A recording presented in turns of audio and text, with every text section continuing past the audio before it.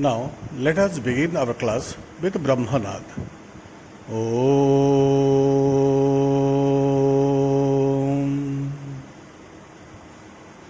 Om.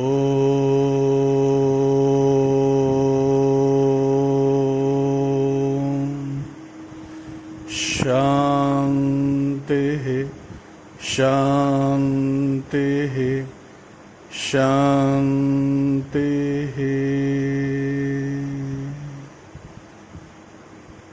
Swastha. In today's class, we will discuss the poem Oft in the Stilly Night by Thomas More. Thomas More was born in 1779 and passed away in 1852, was an Irish poet. When he composed this poem, he was in his old age. See, you are all in your adolescent stage. When people are in their adolescence stage, they do hard labor. So when you go to bed at night, you get the chains slumber then and there. But the old people don't have much to do during the daytime. Think about your grandfather and grandmother if they are alive. Do they do any hard labor during the daytime? No, they don't do any hard labor during the daytime. Simply, they spend their time during the daytime watching either television programs or reading the newspapers or in religious activities. And when they go to sleep at night, they don't get the sound sleep immediately. And you know, human mind is a wonderful thing. It never remains vacant. It goes on thinking and thinking and thinking something. And when we get up next day morning, we say, yesterday night we had a dream, isn't it? So mind never remains vacant. It goes on thinking something. So if you are not engaged in your work and sitting silently, definitely many other things come to your mind. Similarly, when the old people go to sleep at night and don't get immediate sleep, many things also come to their mind and they go on recalling all the memories of their past and the present. Here in this poem, Oft in the Stilly Night, it is reflected both the past and the present. That means the poem Oft in the Stilly Night throws light on two different periods. And what are the two different periods? They are the past period and the current or the present time. Memories, whether sweet or sad, always live with us. See, the incidents that took place when you were a child, you have not forgotten that incident. Sometimes you recall the incident that happened to you in your childhood days. So one cannot forget the incidents of the life, whether one is in adolescent period or in his youth period or in the period of old age. Clear? So memories, whether sweet or sad, always remain with us. And what do? We care for, we cherish the sweet memories and try to forget all the sad memories of our lives. Elderly people who have very little to look forward to often recall friendships and past incidents. That means nostalgia haunts them. And what does nostalgia mean? Nostalgia means hunting past memories, coming frequently, hunting, coming again and again. That means hunting or visiting regularly past happenings or past memories. So nostalgia haunts old people frequently.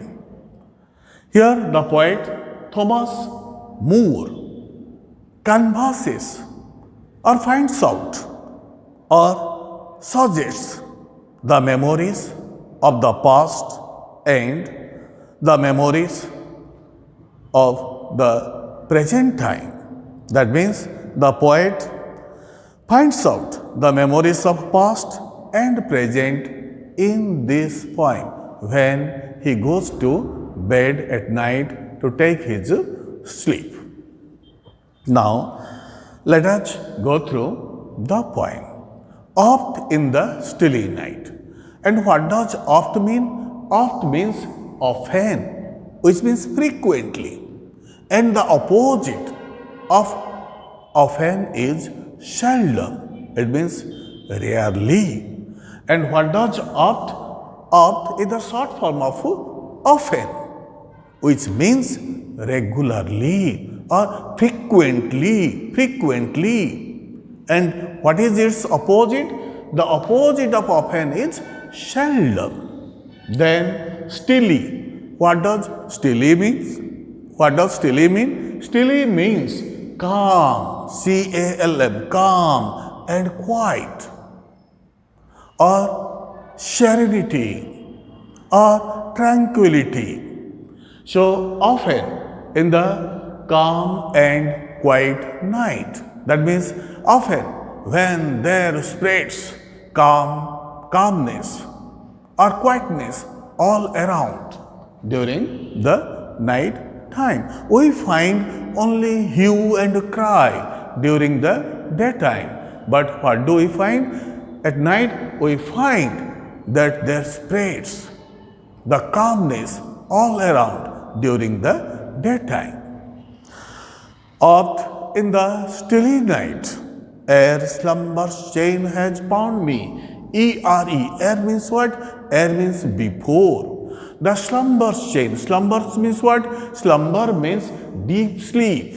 And slumber's chain has bound me. That means before getting the sound sleep, or it means before the sound sleep has gripped him, or before the sound sleep has taken hold of the poet. So oft in the stilly night, ere slumber's chain has bound me, fond memory brings the light. What have you understood? Frequently, when the poet goes to bed to take his sleep, he does not get the sound sleep. As a result, fond memories of his past, fond memories of his childhood days brings the light. That means he recalls, he remembers all the fond memories. Fond, you know, the thing that we like the most is known as fond. We say, I am fond of reading stories. I am fond of eating chocolates. Fond of. Fond means, here it is also written, something in which one finds pleasure. Fond. Fond memories. And when we recall the memories and that provide us the pleasure, then we will call it fond memory. Fond memories bring the light. Bring the light means bring joy. When the poet recalls all the fond memories that bring joy and delightness to the heart of the poet of other days around me. And remember, other days. What does other days around me? Here, other days around me means the days when the poet was away from his friends and kith and kin. Kith and kin means relations, or we can say relatives. And remember, again I repeat this one, of other days around me. Other days around me means the days when the poet was away from his friends and kith and kins. The smiles, the tears of boyhood days. That means it begins with the memories of boyhood. While taking his sleep, he does not get the sound sleep. All the past memories come to him. That means it begins with memories of boyhood, which was a blend of love, joy, and sorrow. All will not be the sweet memories. All the days will not be the happiest days, as life is not a bed of roses. Life has many ups and downs. So we cannot have happy days throughout the year. Similarly, we will not be having the sorrowful days throughout the days of the year. That means it is the mixture of joys and sorrows. So the smiles, the tears of boyhood's years. What does it mean? This means it begins with the memories of boyhood, which was a blend of love, joy, and sorrow. And when he recalls the fond memories, they bring joy to his heart and mind, and he feels himself very much delighted. And when he recalls some sad memories of his boyhood days, the tears come to his eyes and he feels very sad. The words of love then spoken when his parents were alive, when his friends were alive, during his childhood days, they all spoke the words of love. And when they spoke affectionately with child Thomas More, he felt very delighted. The words of love then spoken. See, that time during his childhood days, when his friends were alive, when his kith and kin were alive, they spoke all the affectionate words to the child Thomas More. Then the words of love spoken, the eyes that shone, now dimmed and gone, the cheerful hearts now broken. See the lines, the eyes that shone, now dimmed and gone, the cheerful hearts now broken. It means the shining or the dazzling eyes and the delightful or the cheerful hearts of his dearer and nearer ones met with tragic loss. That means they all died. The people who were very close to Thomas More are no more now. But when they were alive during his childhood days or during his youth, they communicated all the affectionate words, the loving words with Thomas More.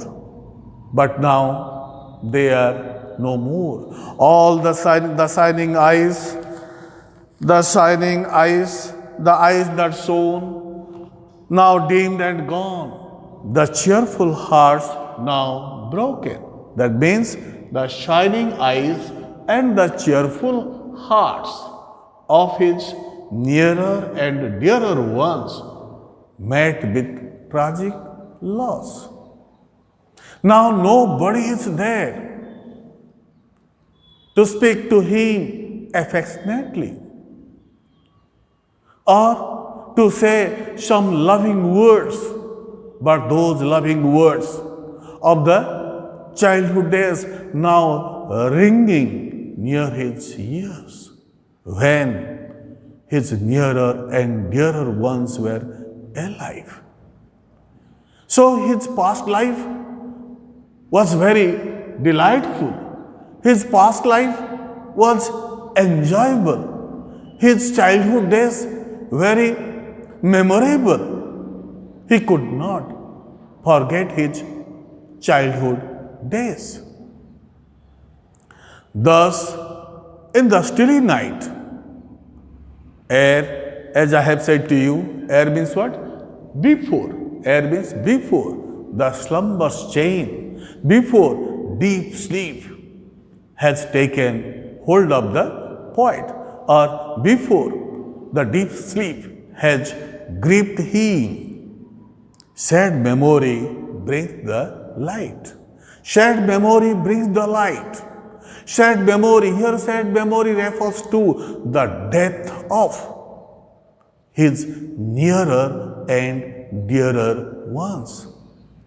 And when he recalls the death of his nearer and dearer ones, that brings tears to his eyes and he feels very sad. Of other days around me, again you see only one line is there. Of other days around me. Other days around me means the days when the poet was away from his friends and his kids and kins. When I remember all, whom doth the poet remember in the stilly night before getting the sound sleep? Before getting the sound sleep, he remembers all those persons who were closely known to him or related to him in his childhood days. Of course, his parents, his brother, his sister, his friends, and others. When I remember all, here all refers to parents, friends, and the known people. When I remember all the friends so linked together and they were closely linked or connected with whom? With the poet. When I remember all the friends so linked together, I have seen around me fall. He has seen. The poet, here I refers to the poet. I have seen means the poet has seen. And what has he witnessed? He has witnessed all his known people, all his friends falling down one after another. Here falling down one after another, what does it mean? He has witnessed the death of the people who were closely related to him. I have seen around me fall like leaves in wintry weather. It is a simile. The falling or the death of his related, of his known people, of his friends have been compared with the withered, W-I-T-H-E-R-E-D, withered, dry, leaves, dry leaves. And what do we find? In winter season, the withered leaves fall down. Similarly, like the withered leaves in winter season, all his friends and known people pass away from this world one after another. And he recalls all these people who were known to him before sound sleep has taken hold of him. When I remember all the friends so linked together, I have seen around me fall like leaves in wintry weather. I feel like one. After the passing away or after the death of his known people, after the passing of his friends and parents, he feels that he is now all alone. I feel like one who treads alone. Nobody is there to join with him, to share the joys and sorrows of life with him. He has to leave. Here, tread means to walk. Tread means T-R-E-A-D. Tread means to walk. He has to walk. That means he has to leave all alone in this world. There is no one to live with him, and he has to live all alone in this world. He has to look after his own self. Some banquet hall deserted, whose lights are fled, whose garlands are dead, and all but he departed. See, banquet hall. Banquet hall means a hall where a formal meal for a lot of people on a special occasion is arranged. But it has a symbolic meaning. What symbolic meaning does it have? It has the symbolic meaning of the world. It refers, a banquet hall refers to the world. Some banquet hall deserted, whose lights are dead. Here, lights has also a symbolic meaning. And it stands for people.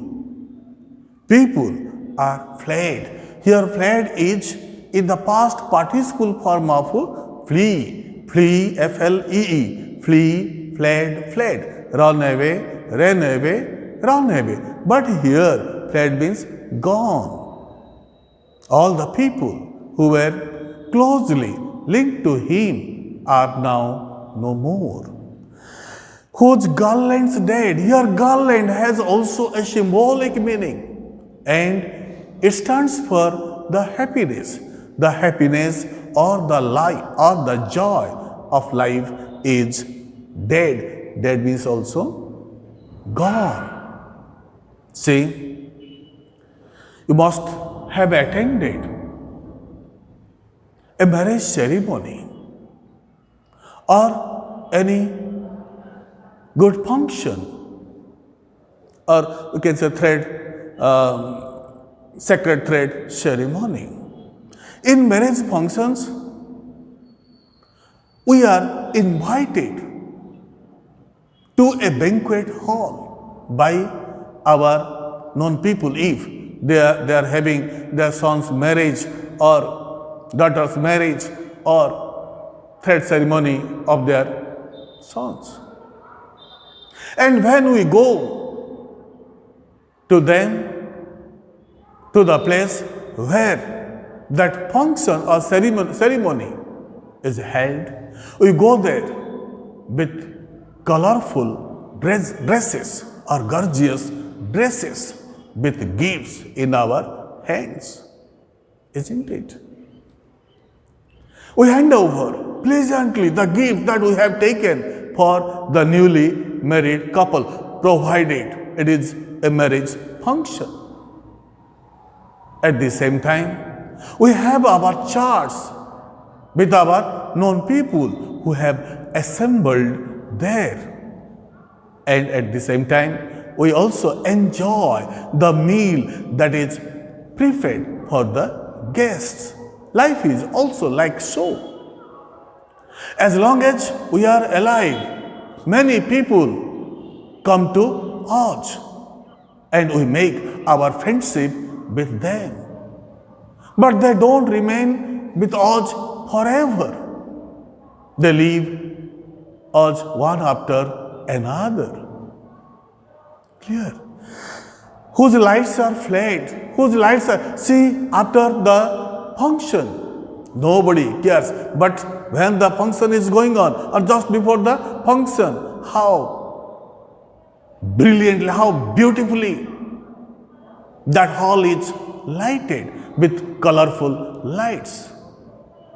But after the function, the caretaker of that place switches off all the lights. But I have told you that it has a symbolic meaning. I'm not giving you only general example. Nobody cares. But before the function, how illuminating the place is, that where the function is held, whose garlands dead, and that banquet hall is also designed with colorful flowers. But after the function, nobody cares the flowers. Isn't it? Flowers, garlands dead. Here, garlands means happiness. Banquet hall deserted means the last survival of the last survival. Clear? The loneliness of the last survivor.